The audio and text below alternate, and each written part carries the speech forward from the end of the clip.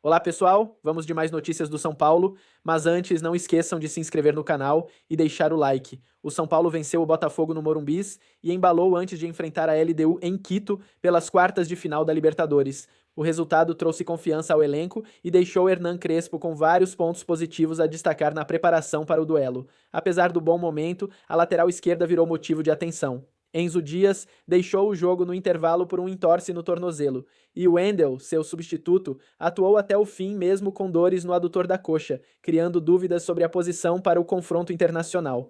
Neste domingo, Enzo começou como titular e contribuiu com a assistência para o primeiro gol de Dineno pelo tricolor. Apesar de ser substituído, Crespo garantiu a presença do jogador contra a LDU na Copa Libertadores. O Enzo Dias sentiu uma contusão, eu acho. O doutor talvez fale. Eu percebi que ele estava com problema e tratei de tirar logo. Acho que foi uma contusão, mas acho que não é grave. O Enzo Dias é assim, ele não vai parar. O Enzo Dias vai ter condição. Vai ter, não tem problema. O Enzo Dias vai jogar. Você conhece o Enzo Dias e está tranquilo, garantiu Crespo. Vamos ver como vai estar o Wendel. Ele voltou e sentiu o adutor. Estava mais duro. Ele jogou com muito sacrifício. Espero que não seja grave, continuou o treinador argentino ao comentar sobre os lesionados. O próximo desafio do São Paulo na atual temporada será próxima na quinta-feira, quando encara a LDU em Quito, pelo primeiro duelo das quartas de final da Copa Conmebol Libertadores 2025. Agora, vamos a mais um vídeo. Não esqueça de deixar o like. O atacante... Vamos lá, voltamos ao vivo aqui. O Theo, você quer que eu fale o que você falou agora pra mim ao vivo? Então, o Theo José, quando era criança, ele gostava de... Não vou falar, não.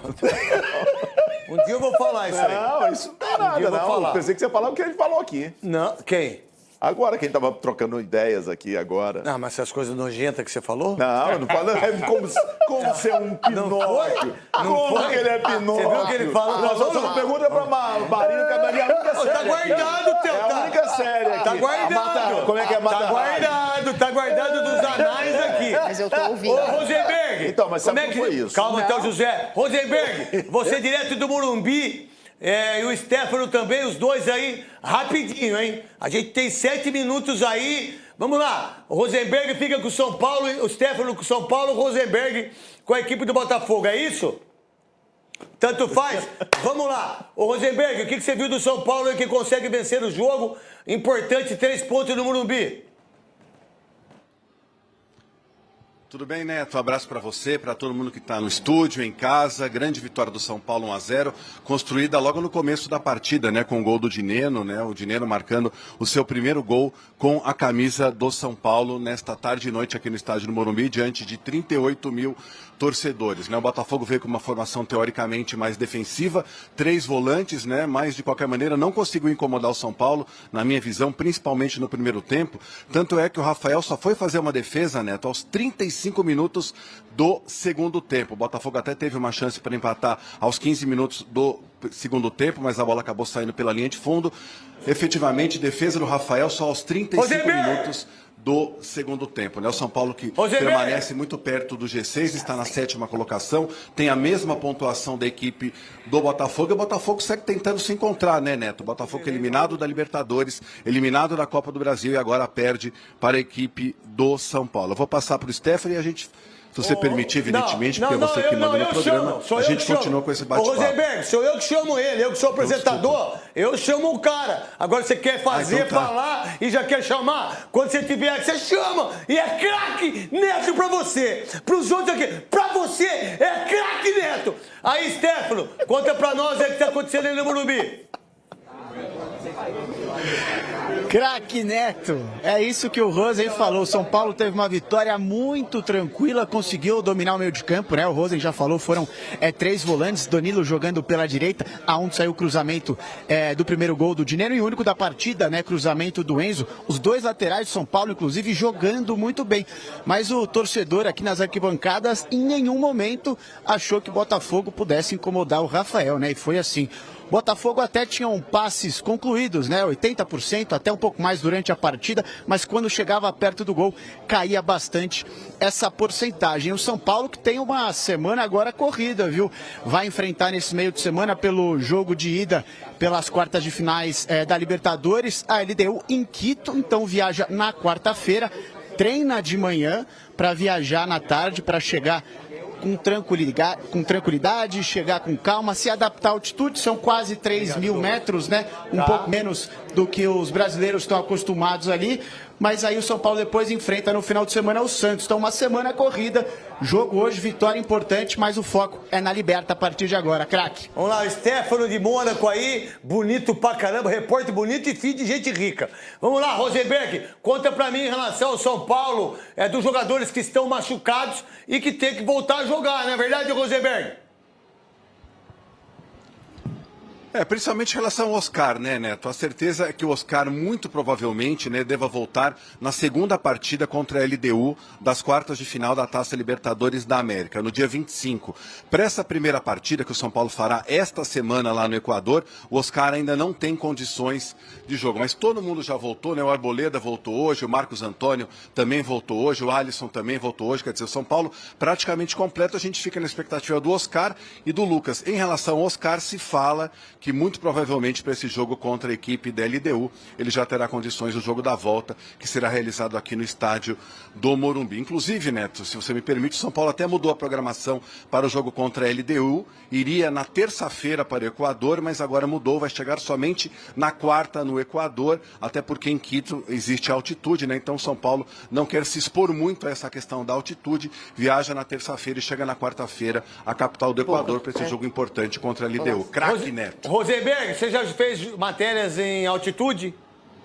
É difícil, né? Não, Neto. A altitude máxima que eu cheguei na minha vida foi a de Campos do Jordão.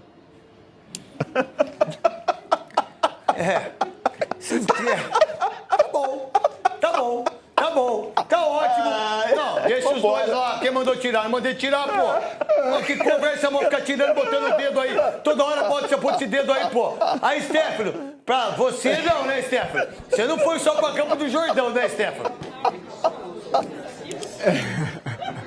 Não, já estive na altitude, mas acompanham as palavras do relator Marcelo Rosenberg, ele que é um grande mito da reportagem, a gente aprende muito com ele a sair bem nessas situações, mas já cheguei a 4.200 metros de altitude, cansa, viu?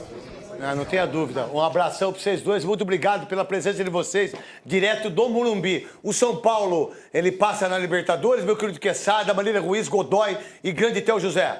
Se ele tiver atuação da partida contra o Atlético Nacional, não passa. Das duas, né? Nos dois jogos, né? Não jogou absolutamente nada as duas partidas. O Rosenberg esteve a 1.628 metros de altitude. Que é Campo do Jordão. 1.600. Não jogou absolutamente nada nas duas partidas e só venceu nos pênaltis. Marília Ruiz? O São Paulo tem uma dificuldade, né? Eu sei que a maioria das pessoas gosta de decidir em casa, mas quando você joga contra o time que vai jogar na altitude o primeiro jogo, você pode voltar morto para a segunda partida. Porque se recuperar de um resultado elástico na altitude é bastante mais difícil do que você garantir eventualmente um empate no jogo de volta ou uma derrota menor. Acho a LDU, esse jogo de ida, muito preocupante para o São Paulo. O São Paulo precisa sair vivo desse jogo. Godoy, você já apitou já onde, Godoy? Guayaquil, né? Guayaquil, que é difícil também, né? Não, Guayaquil não tem. Não, é Quito. Quito tem. Guayaquil uma coisa, Godoy, Quito é outra. Mas é Equador. É lá. Não, tudo bem, mas só, tipo assim, então só responde quando eu perguntei que vai acabar o programa. Daqui a pouco vem um perrengue aí. O Quito que a água gira ao contrário na mesma pia, cara. Do lado, ó. Pior que é mesmo. Uma água gira pra lá, outra água gira pra cá. Você está em cima da linha do Equador, se você estiver no hemisfério norte... O São Paulo vai ter mais dificuldade de superar esse adversário do que o Palmeiras superar o River. Pra você, meu querido Theo José. O LDU pra mim é tá gago agora, cara? Não. Chega o Souza, é narrador gago agora. Que pega, o negócio pega. É que é tanta gente falando besteira aqui, a LDU pra mim é a favorita agora. Pra mim também. Né? É verdade. Ó, a gente tem que agradecer demais a vocês todos aí. Teve o jogo do dia, não é? Eu acho que muda bastante coisa, né? O estilo de um e de outro, é claro, na maneira do São Paulo jogar. Eu acho que, como você falou, né? A aspiração daqueles que estavam relegados ao segundo plano, ó, treinador novo, vamos tentar de novo. Vamos para cima, vamos... E aqueles que estão jogando têm que sair da zona de conforto que tinha com outro treinador e tem que passar a mostrar mais serviço, senão vai cair com esse. Então, no aspecto psicológico aí, no caso motivacional, muda muito. Penso, inclusive, Miller, que o fato, talvez se não a principal diferença entre Crespo e Zubeldia, é o Crespo olhar com mais carinho para a base. Talvez até por necessidade. O Zubeldia tinha uma certa resistência quanto a isso. Você, mais tecnicamente, que vive o São Paulo mais de forma profunda, vê quais diferenças que te chamam a atenção no trabalho do Zubeldia e no trabalho do Hernan Crespo? Ele mudou o time, né? Praticamente o meio-campo é diferente em relação ao Zubeldia, mudou as peças, deu moral para quem não estava jogando, isso foi muito bom, né? O pessoal que estava no banco de reservas, às vezes nem banco de jogadores, com o Crespo estão jogando como titular, né? Então esses jogadores tiveram um ânimo a mais, uma confiança. E isso foi positivo, porque eles responderam dentro de campo. Também isso foi uma coisa legal, essa harmonia. O Crespo deu moral para os jogadores que não estavam jogando e os jogadores corresponderam dentro de campo. Então isso eu acho que está tudo bem. E o Crespo, eu acho ele muito mais treinador que o Zubeldia. Você pode ver que ele está na beira do campo, mas ninguém está invisível ali. Ninguém sabe que ele está ali. Por quê? Porque ele não precisa ficar se esgoelando na beirada do campo. Ele já deu o plano tático para o jogador, os jogadores sabem o que vão fazer. Tanto é que chega em campo, os jogadores estão executando bem aquilo que o Crespo tem pedido para eles. Concorda com o Miller, Paulo? O Crespo é mais técnico que o Zubeldia. O trabalho está mostrando isso. Mas aí é a questão de ideias, né? E o Crespo, quando ele chega, ele de imediato, numa coletiva, ele fala que vai colocar o Luciano mais próximo da área, que o Luciano, na visão dele, e não há nenhuma ofensa ao Zubeldia, ele falou, para mim o Luciano é um cara de área. Aí o Luciano ele já coloca, posiciona o Luciano mais à frente. Luciano já no próximo jogo, seguinte jogo, ele já faz um gol, não é? Ele já implanta os 3 zagueiros. O Miller crava, o Zubeldia, ele entende que fica abaixo do Crespo. Você também vê dessa forma? Pensa diferente? Não, na realidade eu sempre tenho falado aqui, quando você perde 2 jogadores como o Alisson e o Pablo Maia, com o Zubeldia, esses jogadores não jogavam mais e não estavam rendendo mais. E quando você perde 2 jogadores desse nível, Guto, alguma coisa está errada. Alguma coisa está errada. Então você vê hoje o Pablo Maia foi o melhor em campo. Né? Foi considerado lá o melhor em campo. Então você vê que o treinador traz uma motivação para o jogador. Lógico que houve as substituições, o Marco Antônio é um jogador, um dos principais jogadores, então ele pode mexer o elenco hoje. Então, eu tenho passado uma experiência aí nesse mês aqui, eu estive lá no Bayer Leverkusen, Ten Hag foi mandado embora com 3 jogos. Mas aí eu, mais de perto, comecei a analisar os treinamentos.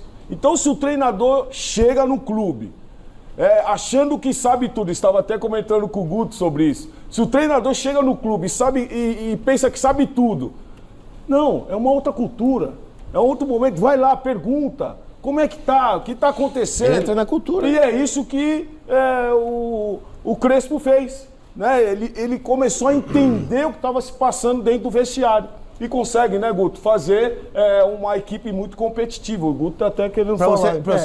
Ele tinha já um histórico dentro do São Paulo. Ele não veio pela primeira vez na casa. Ele já conhece instituição, a casa. o clube, ele já conhecia, né? É de casa, né? Vamos dizer assim. A cultura do clube casa. ele já conhecia. É fundamental, né, Guto? Exatamente. E o que eu queria dizer nessas mudanças, essa mudança também de estado anímico dos jogadores, ela carece dos resultados.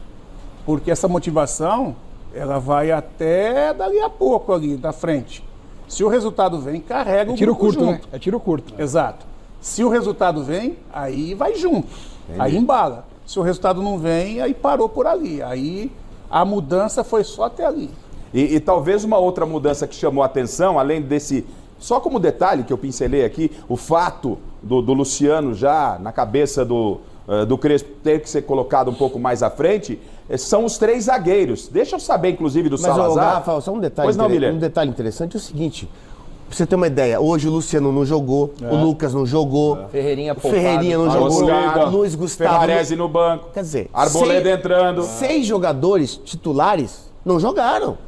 E ele, mesmo com esse time supostamente reserva, ele conseguiu fazer o time jogar. O time conseguiu uma dinâmica legal. Como eu disse, poderia ter feito 3 gols, que seria um placar normal. Pelo que o São Paulo produziu dentro de campo, mesmo com jogadores chegando essa semana, no caso do Rigoni, titular, e jogou muito bem, quer dizer, então acho que isso aí, o Zubeldia não conseguia fazer com o time. E olha que o Zubeldia tinha Lucas constantemente, sim, né, jogador? Lucas, Oscar constantemente. E ele não conseguia dar ritmo com o Ferreirinha. Tinha todo mundo à disposição dele. O Crespo não. Chegou com o Lucas já no departamento médico e quase não jogando. E o nível subiu tanto que o Pablo Maia e o Alisson viraram reservas.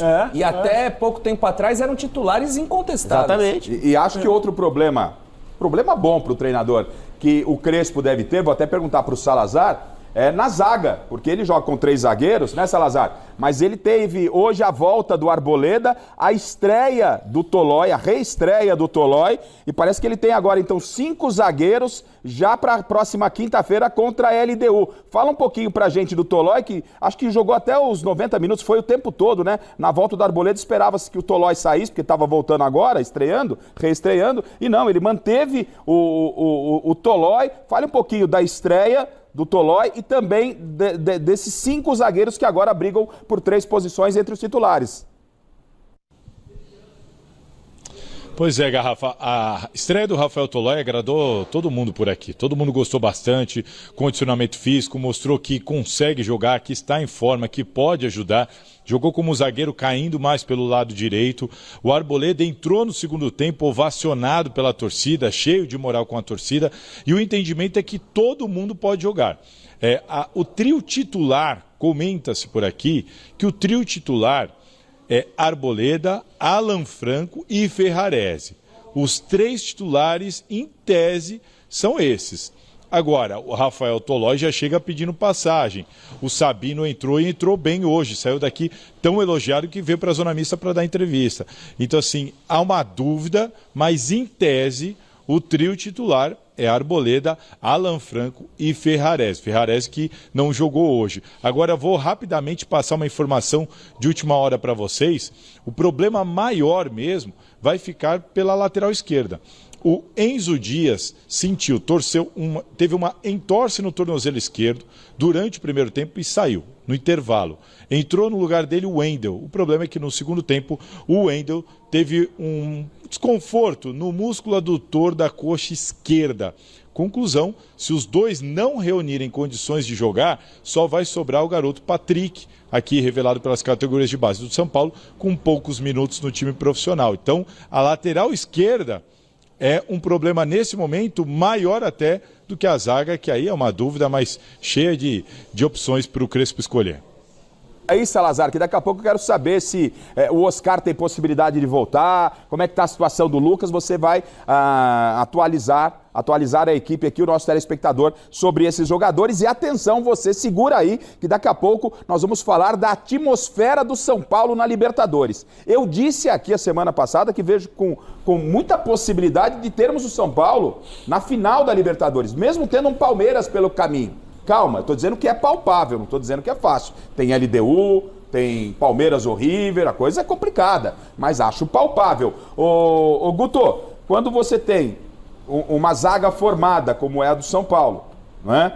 Mas você traz o Tolói, que também conhece a casa, é ex-jogador do São Paulo. É verdade que está acima, está com 30 anos aí, já na casa dos 30 anos, né? Ele chega para o time. Um jogador como esse, ele chega já de imediato para brigar por vaga ou tem que ter um pouquinho de calma? Não, até pelo tipo de jogador que é, um jogador que exerce liderança. É um jogador que aonde passou foi capitão dos clubes que passou. Então, é um jogador que tem comando. Esse tipo de jogador, ele chega brigando por vaga. Que tipo de missão o treinador vai dar a ele, é o decorrer do dia a dia que vai dizer. Mas que ele chega do jeito que todo mundo está falando, é que ele estreou. Eu não vi o jogo porque eu estava viajando. Ele chega chegando, né? Sim. Chega chegando. E hoje, essa equipe do São Paulo, eu estava vendo o jogo, uma equipe bem compacta, jogador. Uma equipe onde que muitas vezes na hora de defender a bola, faz 2 contra 1. Então você vê essa equipe do São Paulo bem posicionada, coisas que nós não víamos com o Zubeldia. Então você começa a observar que tem a mão do treinador, e isso é importante. E você iria de Tolói já de imediato, assim como... O Guto não disse que iria com o Tolói, mas disse que é um cara que está candidato à condição pelo histórico. Você já pensaria no Tolói para quarta-feira, jogo na altitude, 34 anos o Tolói. Se tiver condição física, pela experiência, Tolói é um dos zagueiros ou muita calma nessa hora? Muita calma, até porque ele precisa de um tempo de adaptação, jogou hoje, então não dá para contar com ele no meio de semana. Eu acho que quem pode responder essa pergunta melhor do que ninguém é o próprio treinador que está ali vendo o cara, conversando com ele no dia a dia para saber, porque o Tolói, se estiver bem fisicamente, pela experiência que ele tem como a gente tá vendo que ele tem. Claro. O Guto falou isso aqui. Ele, sendo experiente, com 34 anos, tem espírito de liderança, chega e toma conta da posição ali, da área dele.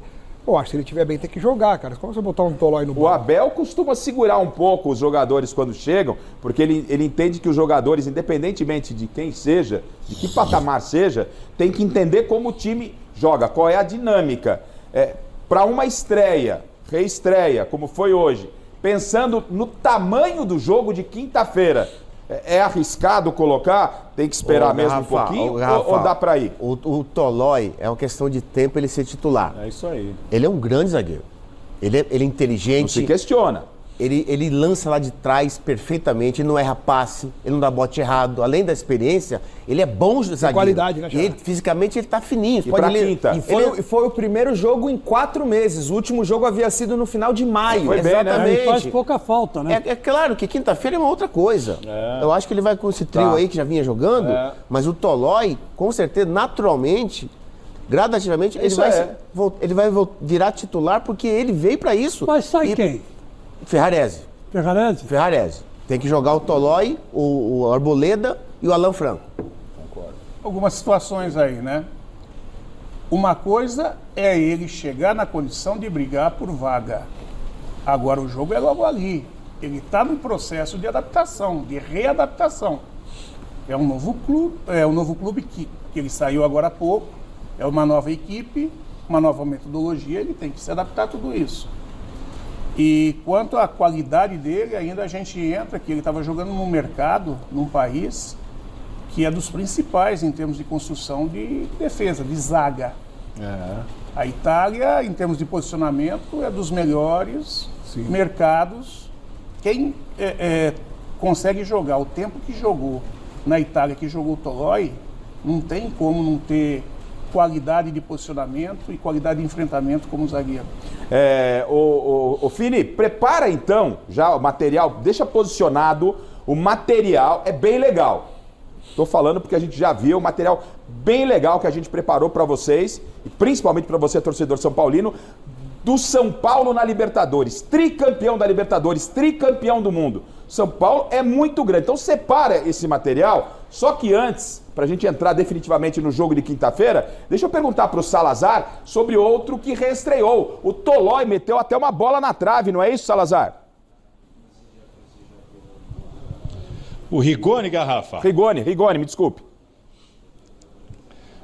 Isso, Rigoni reestreou, entrou aqui no final do jogo, já na parte final do segundo tempo. O São Paulo, naquele momento, numa espécie de trocação com o Botafogo, muitas substituições, todos os times com bastante desfalques, como vocês relataram agora há pouco. E, de repente, o Rigoni ganhou um presentaço da defesa do Botafogo, saiu cara a cara com o goleiro Léo Link, que é o reserva, já que o goleiro titular, o Bento, acabou se machucando durante a partida, precisou ser substituído e o Rigoni acabou mandando a bola na trave. Não aproveitou a grande oportunidade que ele teve de reestrear pelo São Paulo com um gol, mas se torna uma peça importante. O Luciano não jogou porque cumpriu suspensão, volta, mas não tem Caleri, não tem André Silva, o Ferreirinha também teve uma situação diferente, foi preservado, chega o Rigoni aí para ser uma alternativa. Os últimos anos não foram bons, mas o Crespo acredita que com ele vai render aqui. Segura um instante. Ô Miller, Rigoni me causou estranheza. Ele quando veio pela primeira vez no São Paulo, chegou fazendo gols e tal. E aí o Crespo agora nessa volta, com o aval do Crespo, ele volta para o São Paulo. E ele, desde que saiu do São Paulo, em 4 anos, fez apenas 7 gols.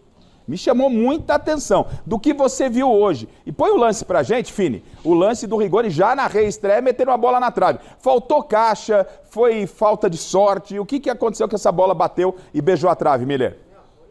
Foi a bola que é chata mesmo, não quis entrar. Porque ele pega a bola, tem um detalhe, Garrafa, ele pega a bola no campo de defesa. A força dele é velocidade em progressão, não explosão. Ele pega a bola no campo de defesa e dá um tapa. E chega na área, bate cruzado, certíssimo, e a bola por capricho não entrou, bateu na trave e voltou. Quer dizer, ele é um jogador muito forte e rápido. Com a confiança do treinador, isso que eu tô falando.